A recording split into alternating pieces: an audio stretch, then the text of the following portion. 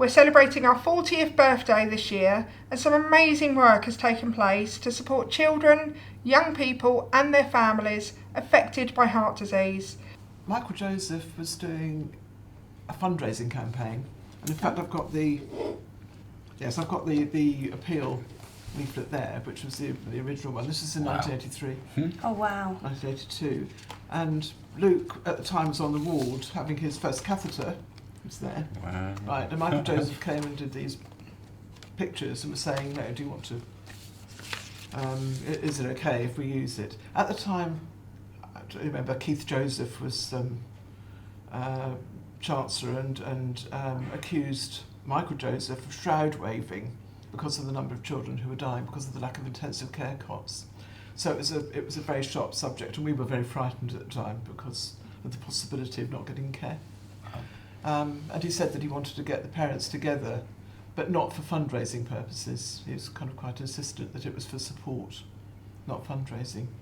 And would we be interested in getting together with others? Yes, indeed. But that was creating that community from the start, wasn't it? Yes. I mean, when you bring people together, that is it starts to build that community, and that's just got stronger and stronger over the years. The types of things that you would help,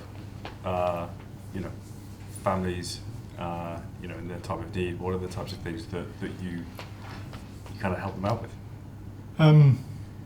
Well, it was the search, the quest for information, which was particularly problematic then because there was very little written stuff. There was no internet. There was, for example, I went to the Department of Health Library and looked up paediatric cardiology and found what I thought might be my son's condition because I had, It's amazing. you weren't told. Yeah. There's so much information available to people these days, and through like the website and people have got instant access to these types of things. Yes. Yeah, you had to really go and search it out. Obviously, when the pandemic hit, suddenly you lost all your volunteers. People couldn't go into the ward, and as a board, we talked quite a lot about we really need to focus on the digital side because this is really still it's going to be our only way to keep the community connected and to be able to speak to the community and reach out because people weren't allowed to just come walk over to the office. None of us were allowed to leave our houses. So that was a real transitional time for the charity in terms of how we did things. So Sam, how long have you been involved with Echo, and what do you feel has been the biggest impact that you've made? Oh, that's a big question. So I've been at Echo 10 years in February, so it feels really nice to be stewarding Echo through its 40th year because I came just after the 30th celebrations, took over then.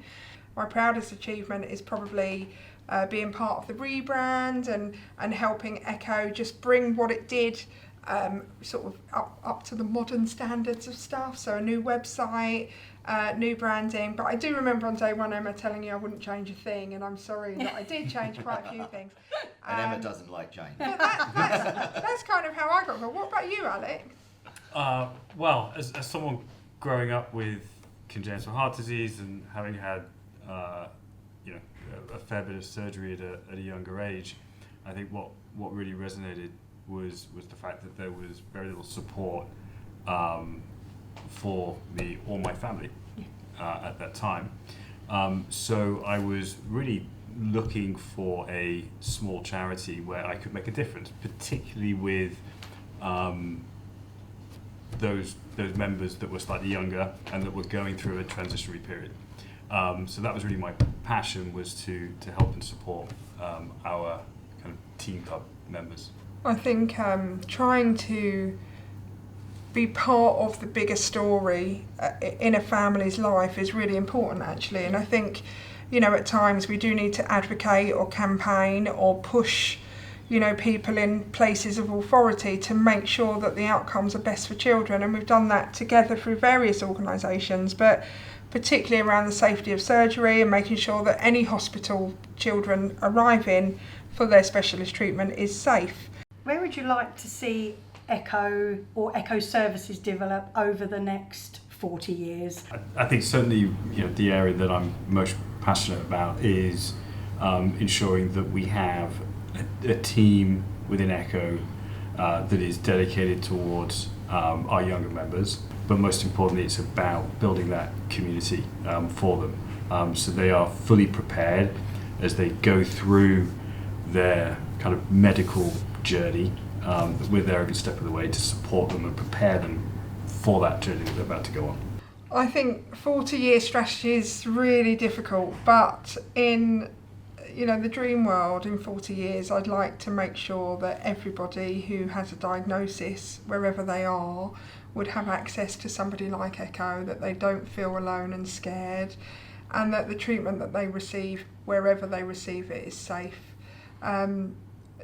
Services, I'd love there to be more family workers, more direct, front-facing support, but also I'd like us to branch out in the community, so to think of Echo not just being able to support at the 1 or 2 major centres, but being able to be at local hospitals where around 5,000 children each year are going for their outpatient appointments and often don't even see a poster and don't even necessarily know they could join Echo and get support. So for me, it would be a mixture of being everywhere within the CHD network, being able to have staff in the communities, because we know that travelling around and stuff's really complex. So it's just about doing what we do now, but maybe bigger and better.